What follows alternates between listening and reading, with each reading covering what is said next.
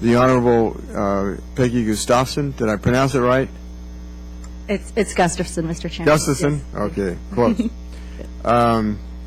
Who has served as SBA Inspector General since October 2nd, 2009. She also presently serves as the Legislation Committee Chair for the Council of Inspectors General on Integrity and Efficiency, and is a member of CIGIE,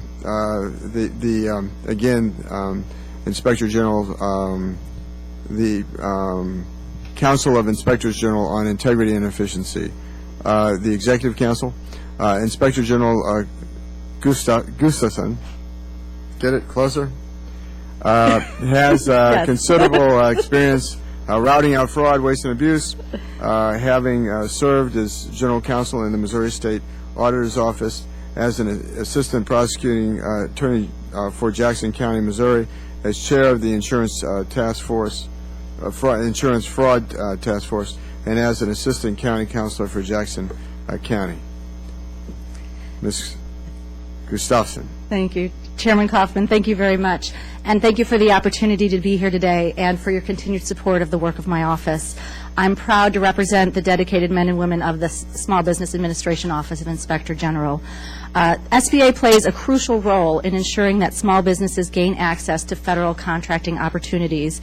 The agency is responsible for ensuring that the government-wide goal for participation of small business concerns is established annually, and for reporting the agency's achievements relative to that goal. As you know, the current goal for the federal government is that 23% of prime contract dollars be awarded to small businesses. My office's reviews continue to identify procurement flaws that allow large firms to obtain small business awards. In fact, this issue is identified by my office as a top management challenge for the agency and has been for several years. Our audits and other studies have shown significant misreporting by procuring agencies, with many contract awards reported as going to small firms while actually being performed by larger companies. The SBA itself is not immune from such activity. My written statement provides a summary account of a significant sole source 8A IT contract that was awarded by SBA to a small business, but which basically served as a pass-through to buy the products of large businesses. The audit found that SBA didn't adequately plan the procurement, they split the procurement to circumvent sole source limits, inaccurately reported the contract data to FPDS, which is the Federal Procurement Data System, and awarded the contract on a sole source basis, even though it did not qualify as an 8A procurement to be awarded sole source. These misrepresentations, I think, should not be viewed as insignificant occurrences, because our work continues to show that these signs are often the tip of the iceberg. Several weeks ago, an investigation conducted by my office with several interagency partners, including the FBI, resulted in the arrest of 4 individuals.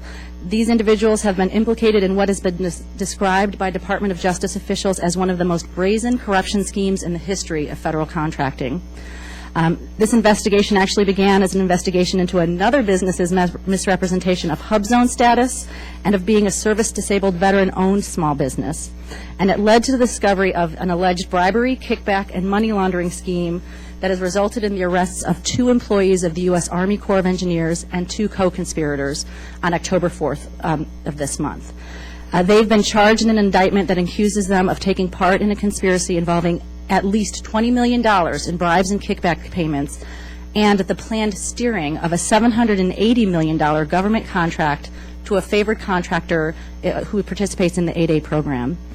The indictment details schemes to defraud 2 major federal contracts, which have a combined value of about $1.78 billion. The first contract is a U.S. Army Corps of Engineers Tiger contract, which is what is known as an indefinite delivery, indefinite quantity contract, which I'll call IDIQ from now on because it's easier. Over the 5-year term, the total award of orders placed against this Tiger contract is authorized to exceed $1 billion. EACTech, an Alaska Native-owned small business based in Dulles, Virginia, was the prime contract for the Tiger contract and subcontracted many of the orders from this to other businesses. The other contract in this scheme is called the Corps contract, and it was envisioned as an alternative or potential replacement for the Tiger contract. The Corps contract, had it gone through, would have been a 5-year contract with a task order ceiling of $780 million. The indictment alleges that the 4 defendants worked with a chief technology officer of a company known as Company A, which is also an 8A firm, to devise a scheme to steer the award of this CORS contract to Company A. The intent was to use this contract as a way for Company A to funnel federal money and other things of value directly and indirectly to the defendants and other co-conspirators.